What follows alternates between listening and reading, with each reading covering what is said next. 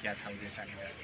अभी 2 दिन पहले जो पूरे देश ने जिस घटना को देखा हम्म, कि हमारे घोसी लोकसभा के क्षेत्र से एक बस जो है हमारे मंत्री जी के विधानसभा महारे गई हुई थी। हम्म, तो वहाँ 11,000 वोल्ट हाईटेंशन तार से हम्म, आगजनी की घटना घटित हुई थी। हम्म, इसकी सूचना प्राप्त हुई थी, लेकिन हमारे ही पार्टी की एक महिला नेता की हत्या भी हो गई थी संत कबीर नगर। हम्म, उसको देखने के बाद आज हम आए हुए हैं। जो यहाँ पर लोग पेशेंट हैं हम्म, उनसे मिला हूँ, यथास्थिति देखा हूँ हम्म, और अभी मुझे उनके गांव भी जाना है। हम्म, और ये घटना बहुत दुखद है। हम्म, हालांकि प्रभारी मंत्री जी ने ये भी बताने का प्रयास किया था कि जो भी इसमें दोषी पाया जाएगा हम्म, उसके खिलाफ कार्रवाई भी होगी। और मुख्यमंत्री जी ने जो मृत लोग हो गए हैं उनको 5-5 लाख रुपए की आर्थिक मदद के लिए, सहायता के लिए उन्होंने अनाउंसमेंट किया हुआ है। हम्म। बाकी जिनका इलाज हो रहा है सरकारी खर्चे से इलाज कराता चल रहा है। विपक्ष के लोग कह रहे हैं कि 5 लाख से क्या होगा और 20 लाख की मांग कर रहे हैं कि कम से कम जो जो पीड़ित है वो गरीब काफ़ी है, तो कम से कम 20 लाख की मुआवजा उनको मिलना चाहिए। देखिए, अब विपक्ष तो मांग करबे करेगा। हम्म। हम लोग प्रयास करेंगे कि अधिक से अधिक सहायता प्राप्त हो इनको। ये आपकी जो एक नेत्री थी नंदिनी राजभर, क्या निकल कर आया, कार्रवाई की कहाँ तक पहुँची? देखिए, 24 घंटे के अंदर कार्रवाई जिस प्रकार से, हालांकि नंदिनी राजभर जी की हत्या एक दुखद भी है जी जी। और हम लोग कल गए भी थे वहाँ पर। हम्म, और कल जाने के पहले ही उसमें जो 5 दोषी पाए गए थे हम्म, उसमें से 4 लोगों की गिरफ्तारी हो गई है। हम्म, 5वां भी रात को गिरफ्तार हो गया है। हम्म, लेकिन ये जो षड्यंत्र रचने वाले लोग थे, हम्म, ऐसे लोगों की संख्या थोड़ी ज़्यादा है, हम्म, क्योंकि ज़मीनी विवाद था और पहले ही 10 दिन पहले उसके ससुर जी की भी हत्या हुई थी। जी जी। तो उनकी हत्या में जो संलिप्त थे ऐसे लोगों की गिरफ्तारी हो चुकी है। नंदिनी राजभर की हत्या में जो लिप्त थे ऐसे लोगों की गिरफ्तारी हो गई है। अब इसका नेटवर्क कहाँ से है, मास्टरमाइंड कौन है, वो कौन लोग हैं जो इस घटना को अंजाम दिए हैं, अब ऐसे लोगों की तलाश करें। जब कल हम गए थे तो उसके आधा घंटा पहले ही 2 महिलाएं भी उसमें इन्वॉल्व थीं, उनको भी पुलिस ने अरेस्ट किया हुआ है। और एक श्रवण यादव करके था लड़का, वो पुलिस के हत्थे नहीं चढ़ा, वो भाग निकला। उसकी भी छानबीन पुलिस कर रही है। ओम प्रकाश राजभर जी मंत्री जी कहना है कि जो सपा सरकार में गुंडे थे वही आजकल अपराध कर रहे हैं। देखिए, माननीय नेताजी का जो कहना था, एक प्रकार से इसको मैं इसकी पुष्टि इसलिए कर रहा हूँ जी। कि समाजवादी सरकार में, ये समाजवादी की सरकार को हटा करके बीजेपी की सरकार लाने के पीछे मूल कारण बस यही था कि जिस प्रकार से सरकार के सह पर कुछ ऐसे लोग, समस्त लोग नहीं, क्योंकि कुछ लोगों की वजह से समस्त लोग बदनाम हो रहे हैं।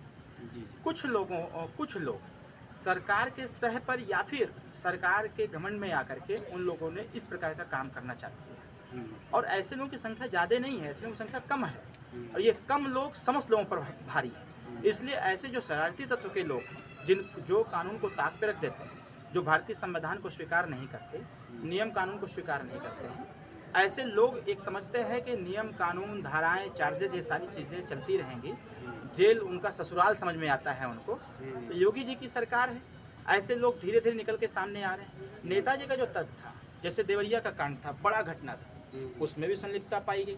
उसके बाद अभी नंदिनी राजभर की हत्या में संलिप्तता, टोटल वही लोग हैं। तो कहीं ना कहीं इस चीज़ की हम भी पुष्टि करते हैं कि कुछ लोगों की वजह से समस्त कुल बदनाम हो रहा है। तो ऐसे कुछ लोगों के खिलाफ कार्रवाई होना नितांत आवश्यक है, जिससे कि जो हमारे यादव भाई लोग हैं, कहीं ना कहीं कुछ लोगों से वो जो बदनाम हो रहा है, यादव नाम बदनाम हो रहा है, ये बंद हो जाए और ऐसे जो लोग हैं ऐसे लोगों के खिलाफ कठोरतम कार्रवाई करते हुए इनको जेल की सलाखों के पीछे रखा जाए। मुख्तार अंसारी को आजीवन कारावास से क्या कहेंगे इस पर? कुछ नहीं कहूँगा, कानून अपना काम कर रही है, आजीवन नहीं पूरा जीवन रखते हो, उससे क्या मतलब है। अब्बास अंसारी है आपकी की पार्टी से? टेक्निकली तो हमारी पार्टी से नहीं है कि अब्बास अंसारी से। लोकसभा चुनाव को लेकर क्षेत्र में जा रहे हैं, क्या लग रहा है? लोग उत्साहित हैं, उत्सुक भी हैं और लोग इस बात को भी कह रहे हैं कि भाई इस बार यहाँ पर एनडीए की जीत हासिल करनी है। समस्त वर्ग, समस्त समाज के लोग तैयार हैं और लोगों से मैं मिल रहा हूँ, सुबह से मैं घूम रहा हूँ, सबसे मिलजुल रहा हूँ। बहुत आशीष, बहुत प्रेम, बहुत व्यवहार सबसे प्राप्त हो रहा है और सभी लोग माननीय मोदी जी को तीसरी बार प्रधानमंत्री बनाने का जो संकल्प लिए हैं और स्वर्णिम भारत का जो सपना देखे हैं, इसको पूरा करने में कहीं न कहीं लोगों का आशीर्वाद हमारे साथ प्राप्त हो रहा है। कांग्रेस और समाजवादी दल बल के साथ मैदान में है, कैसे टक्कर देंगे उनको? अरे कोई टक्कर, वो क्यों बने हैं चक्कर में, कोई नहीं है टक्कर में। हर वर्ग, हर समाज, हर जाति के लोग तैयार हैं। छोड़िए समाजवादी की बात क्या करते हैं, मुस्लिम समाज के लोग भी जिस प्रकार से कल से लगातार हमारे संपर्क में सभी लोग आ रहे हैं, सभी लोग रोज़ा का समय चल रहा है और रोज़ा के समय में लोग दुआ दे रहे हैं कि अरविंद राजभर को इस बार किसी भी सूरत में हम लोगों को सदन में भेजना है। लोग इस बात को कह रहे हैं कि हमारे हिस्सेदारी की बात, हमारी भागीदारी की बात, हमारी सुरक्षा की बात कोई करता है तो वो ओम प्रकाश राजभर है।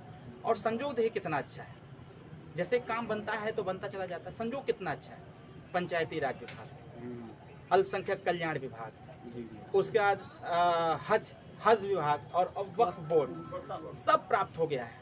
अब हमारे मुस्लिम भाइयों को हज करने के लिए चिंता करने की आवश्यकता नहीं है, चिंतन करने की आवश्यकता है। जब भी जाना हो एक बार संपर्क करें, आराम से उनको भेजेंगे पूरी सुविधा दे करके। न तो बजट की कमी करने देंगे और न ही उनकी व्यवस्थाओं की कमी, सब कुछ करेंगे। क्योंकि हमारे माननीय प्रधानमंत्री जी का लक्ष्य यही है कि इस भारत को स्वर्णिम भारत बनाने के लिए सभी लोगों को एक साथ चलने की आवश्यकता है और सबको एक नज़रिए से देखने की आवश्यकता है। इसलिए मैं सभी लोगों से आग्रह करूंगा कि जो बीज लोगों ने बो रखा था पहले, समाजवादी हो चाहे कांग्रेस हो चाहे कोई हो, जिन लोगों ने ये नफरत का बीज बो रखा था, एक बहुत बड़ा समय आया है, अच्छा समय आया है। हम सभी लोगों को मिल करके आगे बढ़ने की आवश्यकता है और उस नफरत को कहीं न कहीं दरकिनार करते हुए अपने बारे में सोचते हुए आगे बढ़ने की आवश्यकता है।